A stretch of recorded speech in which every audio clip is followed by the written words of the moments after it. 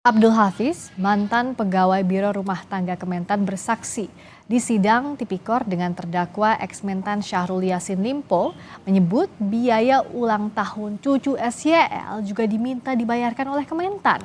Saksi tidak mengetahui jumlah biaya ulang tahun cucu SYL, tetapi menyebut permintaan itu disampaikan Panji Hartarto. Makan ulang tahun. Ulang tahunnya siapa? Pak Menteri?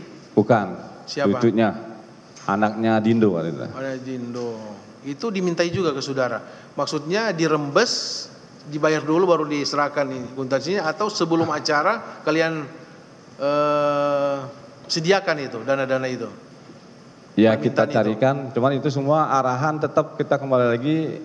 Saya berbuat bertindak ini arahan dari atasan saya yang mulia, mohon maaf, Pak Musafak. Pak Musafak. Iya, dari Pak Musafak kita langsung arahkan ke Pak Isnar, atau kita biasanya kumpul berempat di ruangannya Pak Musafak gitu, dipanggil kita yang mulia, izin Ya, untuk menyiapkan dana-dana suruh itu menyiapkan permintaan ya. ya. Iya. Akhirnya saudara kadang-kadang sharing tadi. Iya, yang Jadi mulia. saudara minta ke vendor yang saudara ya? Iya, yang vendor mulia. masing-masing, maksudnya vendor masing-masing ya? Iya, yang mulia. Apakah pernah pinjam ke koperasi? Pernah yang mulia. Pernah juga ke koperasi. Iya, Pak Isnar yang mulia. Siapa yang tanggung jawab itu pembayarannya? Apakah sudah dibayarkan semua, karena saudara bilang tadi pinjaman, ya pinjaman harus dibayar kan? Belum yang mulia. Belum sampai sekarang? Belum. Apakah ada penagihan? Ada yang mulia, baru berapa yang baru dibayarkan yang mulia. Ditagih ya? Iya. Oleh vendor itu? Belum sempat dilunasi sampai saat ini?